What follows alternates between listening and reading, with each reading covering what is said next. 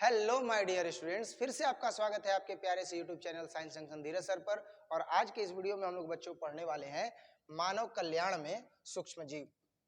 क्या पढ़ने वाले हैं? मानव कल्याण में सूक्ष्म जीव अध्याय से जितना भी ऑब्जेक्टिव टाइप का क्वेश्चन आंसर है सारा का सारा हम लोग देखेंगे इस एक वीडियो शूट में। उम्मीद करते हैं आप स्वस्थ होंगे, मस्त होंगे। ज्यादा समय न लेते हुए और सबसे पहले जो है वो क्वेश्चन से शुरुआत करते हैं वीडियो की कि रक्त में प्रतिरक्षी किनके द्वारा स्रावित होते हैं। 2023 में यह पूछा गया प्रश्न है कि रक्त में प्रतिरक्षी जो होते हैं वह किसके द्वारा जो है वह स्रावित होते हैं, किसके द्वारा जो है वो स्रावित होते हैं। तो लिम्फोसाइट्स के द्वारा स्रावित होते हैं। ऑप्शन सी इसका करेक्ट आंसर हो जाएगा कि रक्त में जो प्रतिरक्षी होते हैं वो लिम्फोसाइट्स के द्वारा प्रवाहित होते हैं।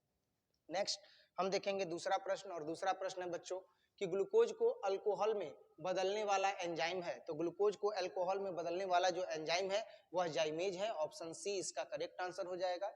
जाइमेज एंजाइम एक ऐसा एंजाइम है जो ग्लूकोज को अल्कोहल में बदल देता है।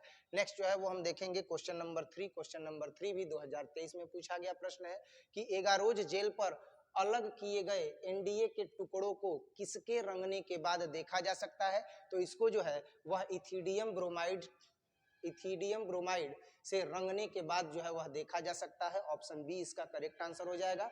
इथिडियम ब्रोमाइड से रंग जब दिया जाता है, एगारोज जेल से जब अलग किया गया डीएनए तो वह दिखाई देने लगता है। ऑप्शन बी इसका करेक्ट आंसर हो जाएगा।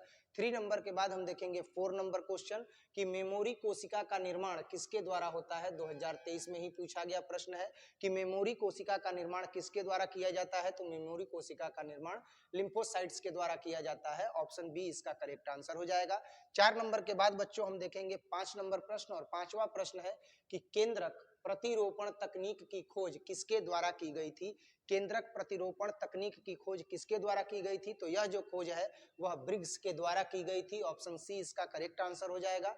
5 नंबर के बाद बच्चों हम देखेंगे 6 नंबर प्रश्न, और 6 नंबर प्रश्न है कि पानी में ई कोलाई की उच्च मात्रा संकेतक है। पानी में ई कोलाई की जो उच्च मात्रा संकेतक है किसकी है। तो ग्रिफिथ की है। ऑप्शन ए इसका करेक्ट आंसर हो जाएगा। 6 नंबर के बाद हम देखेंगे 7 नंबर क्वेश्चन, और 7 नंबर क्वेश्चन है कि वैसी जीवाणुओं का समूह जो फफूंद के तंतुओं से जुड़ करके जाल जैसी संरचना बनाता है क्या कहलाता है। वैसी जीवाणुओं की संरचना जो फफूंदी के तंतुओं से जुड़ करके जाल जैसी संरचना बना देता है उसे क्या कहा जाता है। क्या उसे वांछित मल जल प्रदूषण कहा जाता है, क्या उसे औद्योगिक प्रदूषण कहा जाता है, पानी की कठोरता कहा जाता है, या जल में क्लोरीन का होना कहा जाता है। तो यहाँ पर जो करेक्ट आंसर होगा वो होगा वांछित मल जल प्रदूषण का जो है वह प्रारूप कहलाएगा। ऑप्शन ए इसका करेक्ट आंसर हो जाएगा। 7 नंबर के बाद बच्चों 8 नंबर क्वेश्चन देखेंगे कि प्रोबायोटिक्स क्या है। प्रोबायोटिक्स क्या है। तो जो प्रोबायोटिक्स है वह जीवित सूक्ष्म जीव भोजन संपूरक है। ऑप्शन सी करेक्ट आंसर हो जाएगा। 8 नंबर के बाद हम लोग देखेंगे 9 नंबर क्वेश्चन कि पेनिसिलिन किससे प्राप्त होती है। तो जो पेनिसिलिन होती है वह पेनिसिलियम नोटेरम से प्राप्त होती है। ऑप्शन बी इसका करेक्ट आंसर हो जाएगा। 9 नंबर के बाद हम देखेंगे 10 नंबर क्वेश्चन कि मृदा में नाइट्रोजन स्थिरीकरण हेतु हम किसका प्रयोग कर सकते हैं। तो मृदा में नाइट्रोजन के स्थिरीकरण के लिए हम नील हरित बैक्टीरिया का उपयोग कर सकते हैं। ऑप्शन ए इसका करेक्ट आंसर हो जाएगा। 10 नंबर के बाद बच्चों हम देखेंगे 11 नंबर प्रश्न। 11 नंबर प्रश्न है कि मिथेनोजेन नामक जीव सर्वाधिक प्रचुर होते हैं। मिथेनोजेन नामक जो जीव होते हैं वह सबसे ज्यादा जो है वह प्रचुर होते हैं किसमें। तो पशुओं के बाड़े में। ऑप्शन ए इसका करेक्ट आंसर हो जाएगा। जहां पशु बांधे जाते हैं, पशु का जो बाड़ा होता है वहां पर मिथेनोजेन नामक जो है वह जीव प्रचुर मात्रा में पाए जाते हैं, सर्वाधिक मात्रा में पाए जाते हैं। 11 नंबर के बाद देखेंगे 12 नंबर प्रश्न, ईस्ट किसका प्रमुख स्रोत है। क्या ईस्ट जो है वह विटामिन सी का प्रमुख स्रोत है, शर्करा का है, प्रोटीन का है, या राइबोफ्लोविन का है। तो इसका करेक्ट आंसर हो जाएगा राइबोफ्लेविन। राइबोफ्लेविन का जो है वह सबसे ज्यादा प्रमुख स्रोत जो है वो राइबोफ्लेविन है। किसका? ईस्ट का। ईस्ट का जो सबसे ज्यादा मुख्य स्रोत है वह राइबोफ्लेविन है। बी के बाद जो है वो हम देखेंगे बी के बाद कह रहे हैं जी। अब नेक्स्ट जो है वो हम 12 नंबर के बाद देखेंगे 13 नंबर प्रश्न, अल्कोहल से सिरके का निर्माण किसके द्वारा होता है। एल्कोहल से सिरके का निर्माण किसके द्वारा होता है? तो एल्कोहल से सिरके का निर्माण एसिटोबैक्टर एसीटी के द्वारा होता है। ऑप्शन सी करेक्ट आंसर हो जाएगा।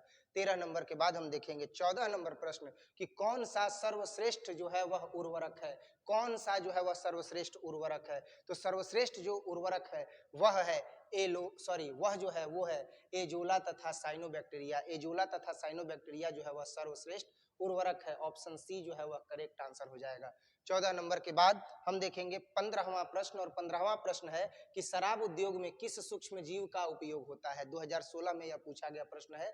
तो शराब उद्योग में यीस्ट का जो है वह सबसे ज्यादा उपयोग होता है। ऑप्शन ए इसका करेक्ट आंसर हो जाएगा। 15 नंबर के बाद हम देखेंगे 16 नंबर प्रश्न। 16 नंबर प्रश्न है कि दूध से दही बनाने में किस जीवाणु का उपयोग होता है? दूध से दही बनाने में किसका जो है वह उपयोग किया जाता है? तो दूध से दही बनाने में जो है वह लैक्टोबैलिसस का उपयोग किया जाता है। ऑप्शन बी जो है वह करेक्ट आंसर हो जाएगा। 16 नंबर के बाद हम देखेंगे 17 नंबर प्रश्न बच्चों कि जैविक खाद का मुख्य स्रोत क्या है? जैविक खाद का जो मुख्य स्रोत है वह जीवाणु है। ऑप्शन सी जो है वह करेक्ट आंसर हो जाएगा। नेक्स्ट हम देखेंगे 18 नंबर प्रश्न, और 18 नंबर प्रश्न आपके समक्ष है कि दलहनी पौधों के जड़ पिंड में जीवाणु पाया जाता है। तो दलहनी पौधों के जड़ पिंड में जो जीवाणु पाया जाता है वह राइजोबियम पाया जाता है। ऑप्शन ए इसका करेक्ट आंसर हो जाएगा। राइजोबियम जो होता है वह दलहनी पौधों की जड़ों में पाया जाता है।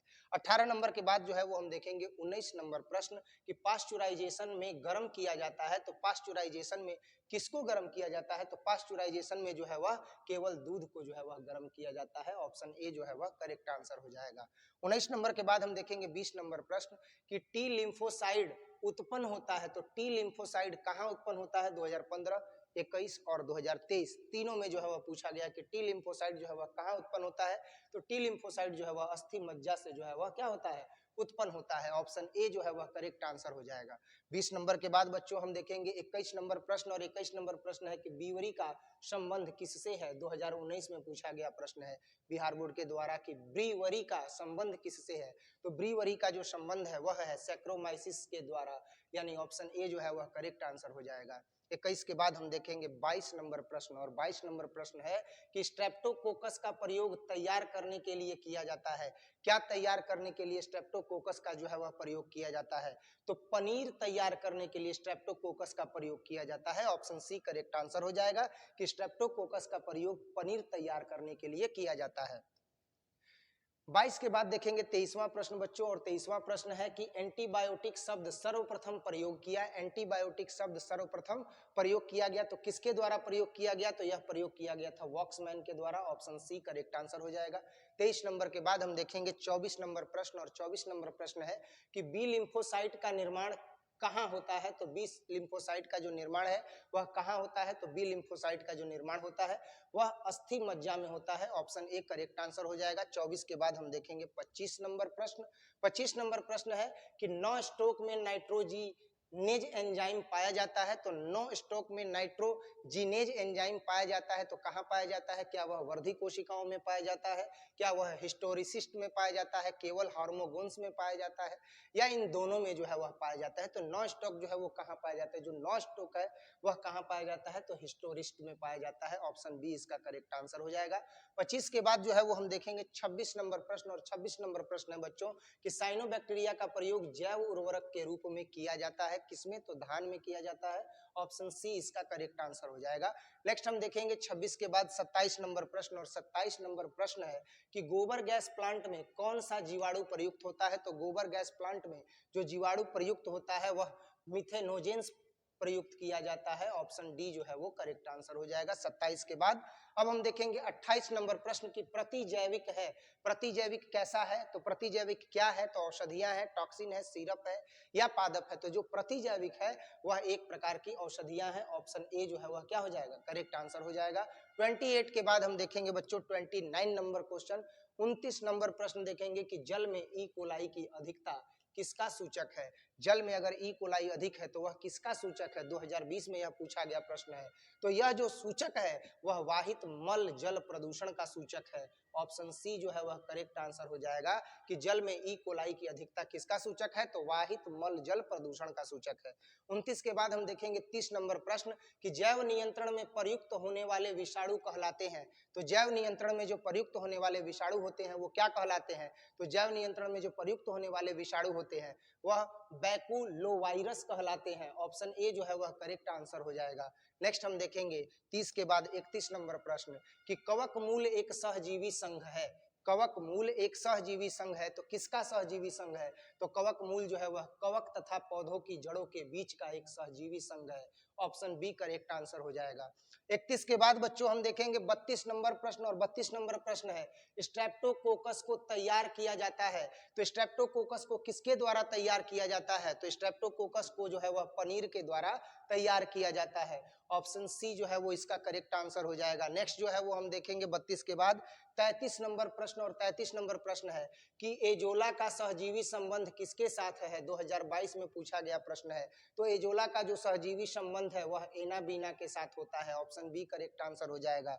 इसके बाद हम देखेंगे 34 नंबर प्रश्न की मिट्टी को उपजाऊ बनाने में सहायक कौन है? 2015 में यह पूछा गया प्रश्न है। तो मिट्टी को उपजाऊ बनाने में जैविक खाद जो है वह उपयोगी होता है। ऑप्शन बी सही हो जाएगा। 34 के बाद हम देखेंगे 35 नंबर प्रश्न कि इडली और डोसा का आटा किस सूक्ष्मजीव के प्रयोग से बनाया जाता है? 2015-2021 में पूछा गया प्रश्न है कि इडली और डोसा का आटा किस सूक्ष्मजीव के प्रयोग से बनाया जाता है? तो यह जो बनाया जाता है वह ईस्ट के प्रयोग से बनाया जाता है। 35 के बाद हम देखेंगे 36 नंबर क्वेश्चन कि नाइट्रोजन स्थिरीकरण में मुख्य भूमिका कौन निभाते हैं? तो नाइट्रोजन स्थिरीकरण में जो मुख्य भूमिका निभाते हैं वह एनाबेना भी निभाते हैं, नो स्टोक भी निभाता है, नील हरित शैवाल भी निभाता है। अर्थात इनमें से सभी जो है वह हो जाएगा ऑप्शन डी करेक्ट। 36 के बाद अब हम देखेंगे 37 नंबर क्वेश्चन और 37 नंबर क्वेश्चन है कि किण्वन द्वारा प्राप्त किया जाने वाला प्रथम कार्बनिक अम्ल कौन सा है? तो किण्वन द्वारा प्राप्त किया जाने वाला प्रथम कार्बनिक अम्ल है ऑक्जेलिक अम्ल। ऑप्शन डी जो है वह करेक्ट आंसर हो जाएगा। 37 के बाद हम देखेंगे 38 नंबर प्रश्न कि प्रथम सूक्ष्म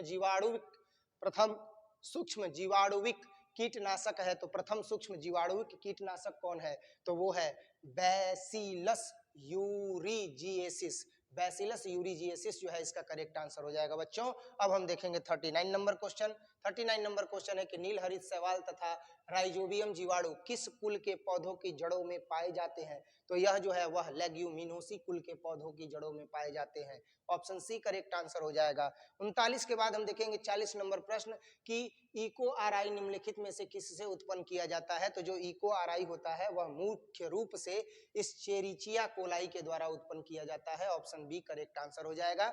40 के बाद हम देखेंगे 41 नंबर प्रश्न कि नील हरित शैवाल किस खेत के लिए उपयोगी जैव उर्वरक है? तो नील हरित शैवाल जो है वह मुख्य रूप से चावल यानी कि जहां पर धान की खेती होती है उसके लिए सबसे ज्यादा उपयोगी है। 41 के बाद जो है वो हम देखेंगे 42 नंबर प्रश्न और 42 नंबर प्रश्न है कि निफ जीन पाया जाता है। तो निफ जीन कहाँ पाया जाता है भाई? तो निफ जीन जो पाया जाता है वह राइजोबियम में पाया जाता है। ऑप्शन बी करेक्ट आंसर हो जाएगा। 42 के बाद हम देखेंगे 43 नंबर प्रश्न कि किस गैर फली पौधों के जड़ पिंड में जैविक खाद मौजूद है? तो किस गैर फली के पौधों के जड़ पिंड में जैविक खाद मौजूद है? तो जो जैविक खाद मौजूद होता है वह एजोटोबैक्टर में मौजूद होता है। ऑप्शन ए जो है वह करेक्ट आंसर हो जाएगा। 43 के बाद हम देखेंगे 44 नंबर प्रश्न की निम्नांकित में कौन सा फफूंदी साइक्लोरोस्पोरिन ए बनाता है जो अंग प्रत्यारोपित मरीजों में प्रतिरक्षा निरोधक कारक के रूप में प्रयुक्त किया जाता है? तो जो प्रतिरक्षा कारक के रूप में प्रयुक्त किया जाता है वह मुख्य रूप से है ट्राइकोडर्मा पॉलीस्पर्मा। क्या है? ट्राइकोडर्मा पॉलीस्पर्मा। ऑप्शन जो ए है ये इसका करेक्ट आंसर हो जाएगा। 44 के बाद अब हम देखेंगे 45 नंबर प्रश्न कि वैसे बैक्टीरिया का समूह जो सेल्यूलोज पदार्थों पर अवायवीय वृद्धि करते हैं तथा अवायवीय आंजक संपाचित्र तथा पशुओं के प्रथम आमाशय में पाए जाते हैं वो क्या कहलाते हैं? तो वो जो है मुख्य रूप से इम्यूनोजेन कहलाते हैं। ऑप्शन सी करेक्ट हो जाएगा।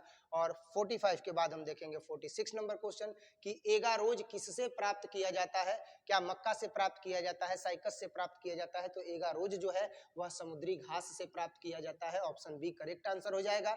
46 के बाद हम देखेंगे 47 नंबर क्वेश्चन की निम्नलिखित में किसका संबंध माइक्रोबायोलॉजी से है, सॉरी माइक्रोबायोलॉजी से नहीं है, तो इसमें मुख्य रूप से जो है वह स्टेफन हेल्स का जो संबंध है वह माइक्रोबायोलॉजी से नहीं है। 47 का ऑप्शन सी करेक्ट हो जाएगा। 47 के बाद देखेंगे 48 नंबर क्वेश्चन बच्चों, और 48 नंबर क्वेश्चन है कि क्लोरेला निम्न में क्या है, क्या विषाणु है, जीवाणु है, प्रोटोजोआ है। तो क्लोरेला जो है वह मुख्य रूप से एकल कोशिका प्रोटीन है, ऑप्शन डी करेक्ट हो जाएगा। 48 के बाद हम देखेंगे 49 नंबर क्वेश्चन कि निम्नलिखित में से कौन मीथेन उत्सर्जन करता है, कौन जो है वह मीथेन उत्सर्जन करता है। तो मीथेन उत्सर्जन करने वाला जो कारक है वह धान का खेत है, ऑप्शन ए जो है वह करेक्ट आंसर हो जाएगा। 49 के बाद हम देखेंगे 50 नंबर क्वेश्चन की फ्रैंकिया है एक जैव उर्वरक है, जीवाणु समुदाय है या प्रतिजैविक है। तो फ्रैंकिया जो है वह मूल रूप से जीवाणु समुदाय है, ऑप्शन सी जो है वह करेक्ट आंसर हो जाएगा। 50 नंबर के बाद हम देखेंगे 51 नंबर क्वेश्चन कि निम्नलिखित में कौन नाइट्रोजन स्थिरीकरण करता है। नाइट्रोजन स्थिरीकरण करने वाला कौन है, तो नाइट्रोजन स्थिरीकरण करने वाला राइजोबियम है, ऑप्शन ए जो है वह क्या हो जाएगा, करेक्ट आंसर हो जाएगा। और यही राइजोबियम जो है वह दलहनी पौधों की जड़ों में पाया जाता है, जिसके कारण दलहनी पौधों में ये क्षमता हो जाती है कि वे नाइट्रोजन का स्थिरीकरण कर सकते हैं। इस तरीके से हम लोगों ने 51 क्वेश्चन जो है वो इस एक वीडियो में जो है वो कंप्लीट किया, और इस तरीके से मानव कल्याण में सूक्ष्म जीव जो चैप्टर है बच्चों वो कंप्लीट हुआ। और जितना भी ऑब्जेक्टिव टाइप का क्वेश्चन आंसर है इसमें जो विगत परीक्षा में पूछा गया है और जो संभावित प्रश्न है कि आगामी परीक्षा में आ सकते हैं, ऐसे सभी प्रश्नों को हम लोगों ने इस एक वीडियो में शूट किया है। उम्मीद करते हैं कि आपको ये वीडियो काफी अच्छे से समझ में आया होगा और आप बेहतरीन ढंग से घर पर परीक्षा की तैयारी कर रहे होंगे। इसी तरह के कंटेंट को देखने के लिए आप हमसे जुड़ सकते हैं, जहां पर विगत परीक्षाओं में पूछे गए प्रश्न आगामी परीक्षा में आ सकने वाले संभावित प्रश्नों को हल किया जाएगा।